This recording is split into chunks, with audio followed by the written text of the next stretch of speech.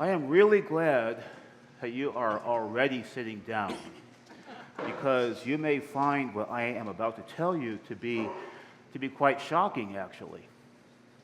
And that is this: that I, James Tyree, can at times be a bit of a quirky fellow. A person whose customs may be deemed a bit unusual or outside the norm. One of those quirks is a fondness for half birthdays. I love noting and celebrating them and wishing people happy half birthday, because a whole year is a long time to wait for one's birthday, is it not? So, I know that this upcoming week, Betsy Laughlin and I both have half birthdays coming up. Wanted to know if anyone else here has a birthday in August. If so, let's see your hand. Oh, excellent. Sarah and Les. Anyone else? Okay, cool. Oh, excellent. Cool. Happy half birthday to you, too. So here's a half birthday prayer for you. Watch over your children, O Lord, as their days increase. Bless and guide them wherever they may be. Strengthen them when they stand. Comfort them when discouraged, or that's the halfway point. So that's all we get.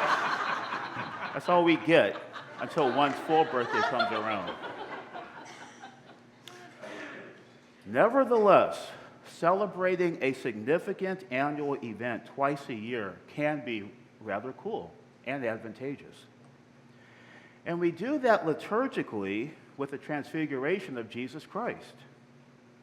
The official and only feast day of the Transfiguration is actually August 6th.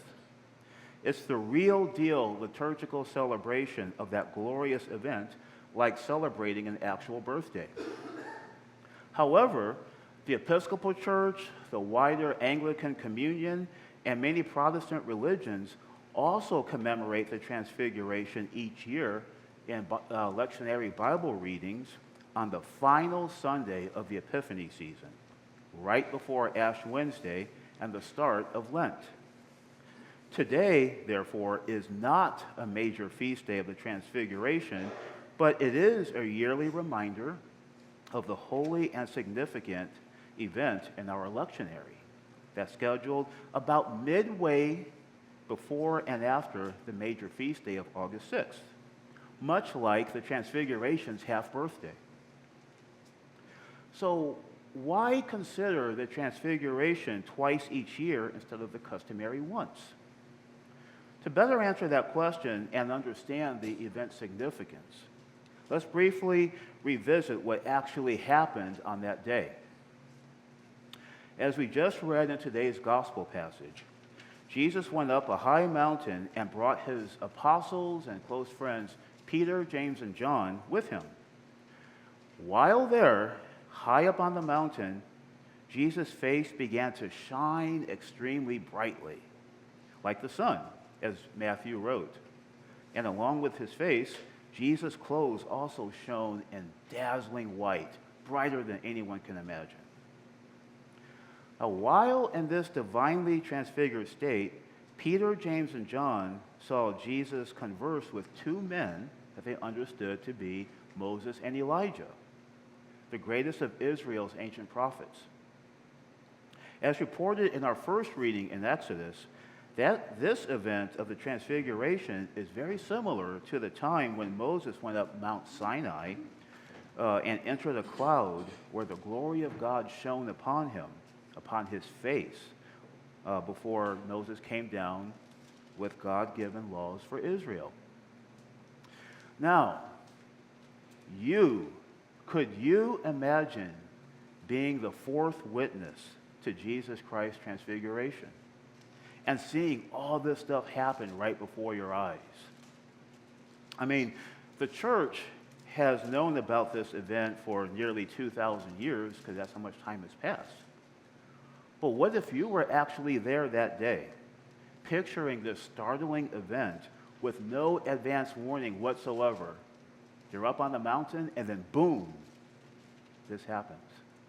Wow, So, you're already standing there, utterly gobsmacked, right? When out of nowhere comes a bright cloud that overshadows Jesus, Elijah, and Moses. And from this cloud comes a booming voice that clearly declares, "This is my Son, the beloved, with whom I am well pleased. Listen to him." As you can imagine, the three apostles' minds are probably blown at this point, and they fall to the ground in fear. I'm sure you and I would too, if we were there. But then Jesus comes over, touches each of them, and calmly says, "Get up and do not be afraid." They gradually look up, and to their amazement, everyone and everything they had just seen is gone. Only Jesus remained, and his appearance is back to normal. Like, whoa. He then tells Peter, James, and John as they were walking down the mountain not to tell anyone of anything they saw until after the Son of Man, which is Jesus himself, has been raised from the dead. So, before answering the question of why have a second lectionary day focused on the Transfiguration each year, I want to also point out the beginning and end of today's gospel reading. It started Matthew 17:1 when it says, 6 days later, blah, blah, blah. And it ends with Jesus referring to his future resurrection from the dead. The Transfiguration took place toward the end of Jesus' earthly ministry. It was 6 days prior to the Transfiguration when Jesus told his disciples that he would die at the hands of the elders and chief priests. But then he would be resurrected on that third day. Now, if you're one of Jesus' closest friends, you love him very, very much, and he tells you this, and you don't want him to die.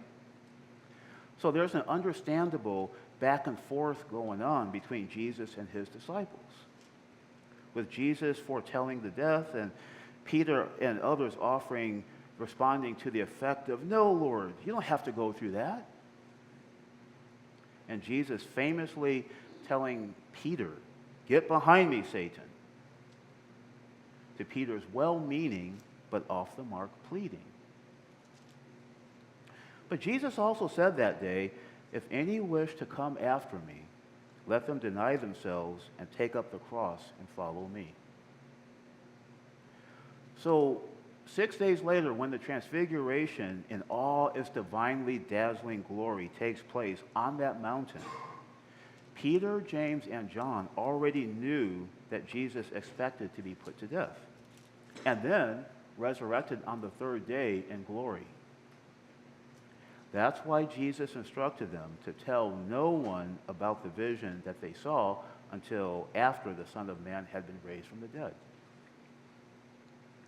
Now, with this context in mind, we can reason that revisiting the Transfiguration on this last Sunday of the Epiphany season is rather appropriate, even if it's about 6 months from the actual feast day, because that holy Epiphany on the mountain prepares Christ's followers for the Lenten season that will begin this week and end with the passion and crucifixion of Christ.